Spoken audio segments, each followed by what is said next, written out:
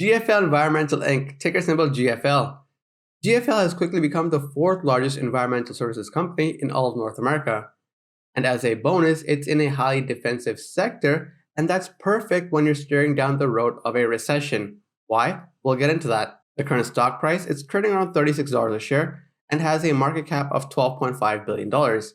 It operates through a diversified environmental services model in both Canada and in the US. And not only is it trading at a 30% discount compared to its 52-week high, it's also expected to grow its business from $6.6 billion in 2022 to $7.4 billion in 2023. In this environment, it's one of the perfect buys that I'm strongly looking at for my portfolio. Not only do you get awesome growth, but a healthy and growing dividend along the way. It recently reported its Q3 2022 results and reported organic revenue growth of over 15% when total revenue coming in at $1.8 billion for the quarter. For 9 months ended 2022, it reported its adjusted EBITDA, which is an important profitability measure, which came in just under $1.3 billion and free cash flow of over $300 million. That's two important measures you need to look at anytime you evaluate a company: adjusted EBITDA and free cash flow, because that will determine how much money gets paid to you, the investor. And if you zoom in on these financials, you can see why this is such a compelling investment for investors. It has healthy growing revenues and very healthy cash flows. Its core operations, such as non-hazardous waste management, are highly defensive, and it continues to grow by acquisition, building out its footprint and finding synergies along the way. And we just talked about that discount. Not only is it trading at a discount compared to its 52-week high, but it's also 33% undervalued based on the discounted cash flow model. And the real beauty about this company, it has a proven track record of managing its debt and expanding its margins when it comes to new acquisitions. In just the last quarter alone, it completed 6 acquisitions. And year to date, those acquisitions are generating approximately $430 million in annualized revenues. That's huge. This company knows how to grow and knows how to deliver performance. So when you consider how reliable GFL has been and how reliable it will continue to be, its growth potential through both organic and acquisition growth, this is a top pick for value investors and dividend growth investors. Canadian Net Real Estate Investment Trust, ticker symbol NET.UN. Real estate investing can be a lot of work and can require major investments. Investors need to select good locations, manage and maintain properties, and make massive investments into each property. But it doesn't have to be that way, and this is where NET.UN comes into play. The current share price is just under $7 a share and has a market cap of around $138 million. If you haven't already noticed by now, I am huge on passive income investing, making money by not having to do anything. This is why REITs are super popular with investors for that very same reason, is you get access to true passive income investing. REITs are often internally managed. They are diversified across a broad portfolio of properties, and the management team takes care of everything from deciding which property to invest in and how to best maintain those properties. With NET, you get access to over 100 high-quality income-producing properties that will pay you every single month. And how much will you make? Well, at the current price and at the current yield, that's over 5%. Not too shabby at all. When you're investing in a REIT, it's super important to understand the structure of the leases, not at a very detailed level for investors like you and I, but at least on a high level of how those leases will allow the company to structure their cash flows. When it comes to NET in particular, their lease structure is based on a triple net lease agreement. Hence the name of the REIT, NET. This type of lease allows the REIT to generate more stable cash flows because its tenants are responsible for covering variable costs and property maintenance costs. The properties it owns are mainly spread across Ontario and Quebec, with a few out in Nova Scotia as well. Honestly, this is a hidden gem of a stock that many don't know about, and it's often overlooked because of its small size. The 4 analysts who do cover the stock have given this a strong buy rating on the REIT, and investors should pay close attention here. This little REIT, even though it's small for its size, has been growing its funds from operations, FFO, per unit at an above average rate for years compared to even the big REITs out there. So it doesn't matter how big or small a REIT is, what you want to pay attention to is its ability to grow that FFO, which is a super important measure when it comes to looking at REITs. Because FFO, funds from operations, will determine how much cash is coming in from the rent it collects, and then that will be used to pay you, the investor. monthly dividends. And speaking of yield, it does pay out a very decent cash distribution every single month. And that's important in today's high inflation and rising rate environment. Yes, I get it, rising rates have not been kind to REITs because they are mortgage heavy on their balance sheets. Rising rates increases the cost of borrowing. But if there's one REIT I'm looking at to add to my portfolio in today's environment, it's NET. And what's the best way to keep track of these amazing dividend stocks that I've been talking about? Well, you can now download my custom built dividend tracking spreadsheet and portfolio tracker that I've built for investors like you from the ground up. And with this tracker, you can track your dividend income, your gains, your losses, and even forecast your future dividend income. If you are interested, make sure to check out the first link in the description below and download a copy today. Canadian Natural Resources Limited, ticker symbol CNQ. If you are an experienced Canadian dividend investor, you know the name Canadian Natural Resources. And if you don't know who they are, in simple terms, the company produces and markets crude oil, natural gas, and natural gas liquids.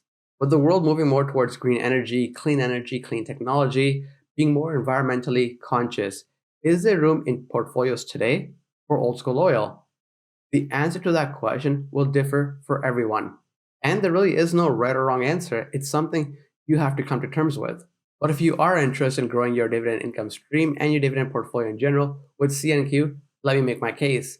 Canadian Natural is Canada's biggest energy producer by market capitalization. Stock price is currently trading around $90 a share and has a market capitalization of just under $90 billion. This is a very shareholder-friendly company. And what do I mean by that? It has returned 60% to investors in 2022, and its steep cash flow growth and capital discipline have created immense shareholder wealth. And that's what we want as investors, as shareholders. We want our money to grow. We want these companies to work hard for our dollars. As crude oil is trading close to three-digit levels, energy producers like CNQ will continue to see solid earnings growth. CNQ stock currently offers a decent 4% yield, which is in line with other Canadian blue chips. CNQ has delivered a record 1.3 million barrels of oil a day combined in terms of oil and natural gas production in just Q3 of 2022. CNQ is on track to produce $20 billion of free cash flow this year. And with crude oil prices still holding strong, especially in November and going into December, there is very little downside to this number. The financial position of this company is super robust, and net debt is targeted to decrease rapidly with all the significant free cash flow that it's generating, which will allow for increased returns to shareholders. In fact, it generates so much free cash flow this year. I mean, it's just a cash flow printing machine.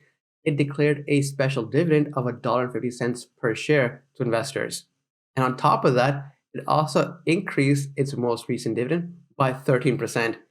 And it's on track for more dividend increases on its regular dividend down the road in the very near-term future. CNQ is a great example of a top TSX dividend stock. It pays an attractive and growing distributions for investors looking for that passive income. Transcontinental Inc., ticker symbol TCL-A. After the recent Canadian stock market correction, it's not very hard to find cheap dividend stocks that you can pick up for the long term. And so far in this video, I've talked about 3 amazing picks that can complement any portfolio. Whether you're a beginner investor, whether you're an experienced investor, doesn't matter. All these picks can help your portfolio in one way or the other. And Transcontinental is no different. It's a Montreal-based printing and packaging firm with a market cap of $1.3 billion and is trading roughly around $15 a share. It has operations all around the world in the US and Latin America, the UK, Australia, and the list goes on, in addition to the steady state of operations it has in Canada. They recently reported their Q3 2020 earnings, and this company does not disappoint when it comes to earnings. It knows how to deliver performance time and time again. Even in a rising rate environment, even when heading into recession, it delivers growth. Revenues are up 23% in the packaging business due to pricing, acquisitions, and higher volume. Revenues are up 13% in the printing business due to higher volumes. And revenues are up 55% in their media business, driven primarily by acquisitions. The main reason this stock continues to be undervalued is that investors are purely focused on its legacy printing business, and they have this perception that it's in a continuous free-falling decline. And as you can see by the results, that is not the case. There is no decline, which is why I stress so much in doing the right research and not taking things at face value. But what other investors miss, this is a great opportunity for value and dividend investors looking for growth at a great valuation.